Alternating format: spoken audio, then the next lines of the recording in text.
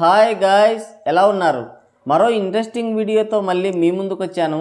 ఈ వీడియో చివరి వరకు చూసి నచ్చితే ఒక లైక్ వేసుకోండి. ఓకే, ఇక వీడియో స్టార్ట్ చేద్దాం. Man of masses young tiger NTR నటించిన దేవర ట్రైలర్ వచ్చేసింది. మనం ఎక్స్పెక్ట్ చేసిన అంచనాలు అందుకుందా లేదా అనేది సినిమా రిలీజ్ అయితే కానీ చెప్పలేం. బయట కావాలని నెగిటివ్ స్ప్రెడ్ చేసే అవులాగల్ల మాటలు పట్టుకొని సినిమా పైన అప్పుడే ఒక అంచనాకి రావడం అనేది బుద్ధి తక్కువ వరం అవుతుంది. ఎందుకంటే నాగశ్విన్ డైరెక్షన్లో భారీ బడ్జెట్తో ప్రభాస్ హీరోగా చేసిన కల్కి మూవీని కూడా ముందు నుంచే డ్యూన్కి కాపీ, ఐరన్ మ్యాన్ని పోలి ఉందని లంగా విశ్లేషణలన్నీ చేశారు. కానీ రిలీజ్ అయిన తర్వాత అలా వాగిన వాళ్ళందరికీ నోట్లో కందగడ్డ పెట్టింది మూవీ టీం. ఇప్పుడు దేవరా ట్రైలర్ కూడా మనకి ఎప్పుడో ఎక్కడో చూసిన కథలాగో లేదంటే ఏ మూవీ కన్నా వాడిన రెఫరెన్స్ లాగో అనిపించవచ్చు. కానీ ఇంత పెద్ద ప్యాన్ ఇండియా మూవీ అలాంటి సినిమాలని బేస్ చేసుకుని తీయరు కదా. ఈ దేవర ఒక పక్కా revenge action drama. Revenge stories అన్నీ కూడా ఆల్మోస్ట్ ఒకేలాగా ఉంటాయి. బట్ స్క్రీన్ ప్లేని బట్టి, కొత్తగా యాడ్ చేసే యాక్షన్ ఎపిసోడ్స్ని బట్టి, ఇతర సినిమాలలో లేని ఎలిమెంట్ని జోడించి ఆడియన్స్ని ఎంగేజ్ చేయడంలో ఆ సినిమా భవిష్యత్తు ఉంటుంది. ఈ దేవర ట్రైలర్ చూస్తుంటే ఇది కూడా ఒక రివెంజ్ యాక్షన్ డ్రామాలాగే ఉంది. ట్రైలర్ను బట్టి మనం ఒకసారి స్టోరీ చూస్తే, ఒక ట్రైబల్ జాతికి చెందిన ఒక ముఠ దొంగతనాలు, దోపిడీలు చేసి మనుషుల్ని అత్యంత క్రూరంగా చంపుతుండే ఒక రాక్షస మూక. వారికి ఒక నాయకుడు ఉంటాడు. వారి అరాచకాలని దేవర ఆపేస్తాడు. దేవరని ఎదుర్కోలేని ఆ ట్రైబల్ ముఠ దేవరని నమ్మించి వెన్నుపోటు పొడిచి అంతం చేస్తుంది. అంతం చేస్తుందో లేదంటే దేవర అజ్ఞాతంలోకి వెళ్ళిపోతాడో సినిమా చూస్తే కానీ మనకు ఒక క్లారిటీ రాదు.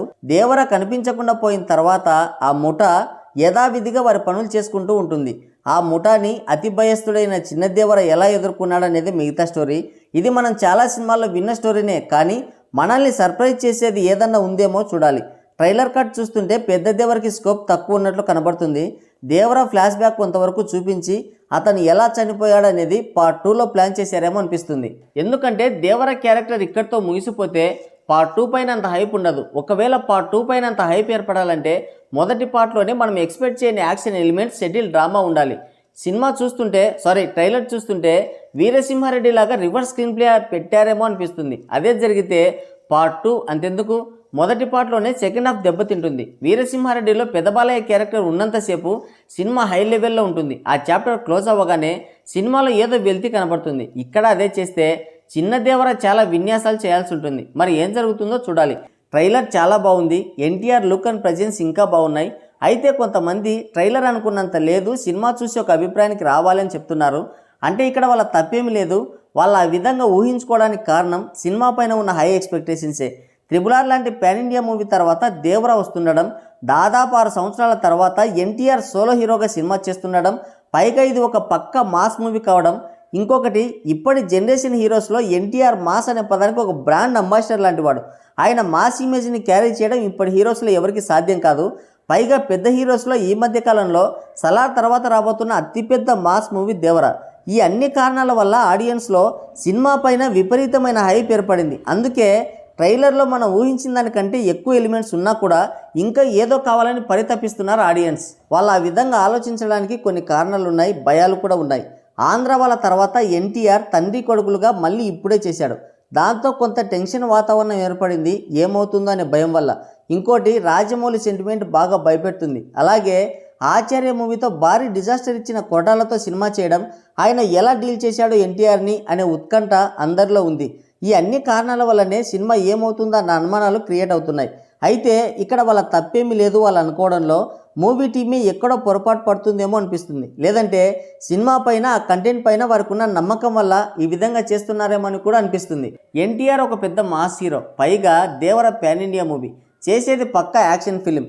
కొరటాల శివ ఆచార్య లాంటి డిజాస్టర్ ఇచ్చిండొచ్చు, అయినా సరే జనతా గ్యారేజ్ లాంటి బ్లాక్ బస్టర్ ఫిల్మ్ ఇచ్చాడు ఎన్టీఆర్కి. ఇండస్ట్రీకి 4 బ్లాక్ బస్టర్ మూవీస్ ఇచ్చాడు, అది కూడా మెసేజ్ ఓరియంటెడ్ సినిమాలు. అలాంటప్పుడు కొరటాల గారిని తక్కువ అంచనా వేయడానికి లేదు. ఏం చేశాడో అన్న భయం ఉన్నా కూడా ఆయన ఒక టాలెంటెడ్ డైరెక్టర్ అండ్ రచయిత అని అందరికీ తెలుసు. అందుకే ఆటోమేటిక్గా సినిమా పైన హైప్ ఏర్పడుతుంది. కాబట్టి ఆడియన్స్లో ఉన్న ఈ విపరీతమైన హైప్ని తగ్గించే స్టేట్మెంట్ మూవీ టీం ఒక్కటన్నా ఇచ్చుంటే బాగుండేది. ఫర్ ఎగ్జాంపుల్, సరిపోదా శనివారం సినిమా పైన ఉన్న అంచనాలని మూవీ టీం ఒక్క స్టేట్మెంట్తో నార్మల్ చేసింది. స్టోరీ ముందే చెప్పేశారు ఇంటర్వ్యూస్లో. దానివల్ల ఆడియన్స్కి ఒక క్లారిటీ వచ్చింది, సినిమా హిట్ అయింది. ఇంకొంచెం వెనక్కి వెళ్తే కళ్యాణ్ రామ్ బింబిసారా మూవీ, అప్పటికి ఇంకా బాహుబలి ఫీవర్ తగ్గలేదు. బింబిసారా అనగానే ఎక్స్పెక్టేషన్స్ పీక్స్కి వెళ్ళాయి. అది ముందే గుర్తించిన కళ్యాణ్ రామ్, మాది బాహుబలి లాంటి సినిమా కాదు, అలాంటి పెద్ద పెద్ద యుద్ధాలు యాక్షన్ క్లైమాక్స్లు ఉండవు మా సినిమాలో, కానీ సినిమా చాలా బాగుంటుంది, ఇదొక నార్మల్ హిస్టారికల్ ఫిల్మ్ అని ముందే చెప్పేశాడు.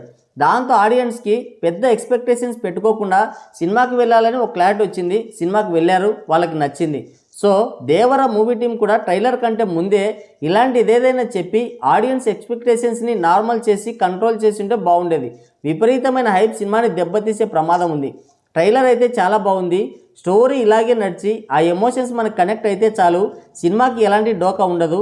ఇక కావాలని సినిమా పైన నెగిటివిటీ స్ప్రెడ్ చేసే కుక్కల గురించి మనం పట్టించుకోవాల్సిన అవసరం అంతకన్నా లేదు. సో దేవర యాక్షన్ ఫీట్స్ విజువల్ వండర్ చూడడానికి 27వ తేదీ అర్ధరాత్రి వరకు వేచి ఉండాల్సిందే. సో గాయ్స్, ఇది వీడియో. ఈ వీడియో పైన మీ అమూల్యమైన అభిప్రాయాన్ని కింద కామెంట్ సెక్షన్లో కామెంట్ చేయండి. మరో ఇంట్రెస్టింగ్ వీడియోతో మళ్ళీ కలుద్దాం. Thank you, take care, bye bye.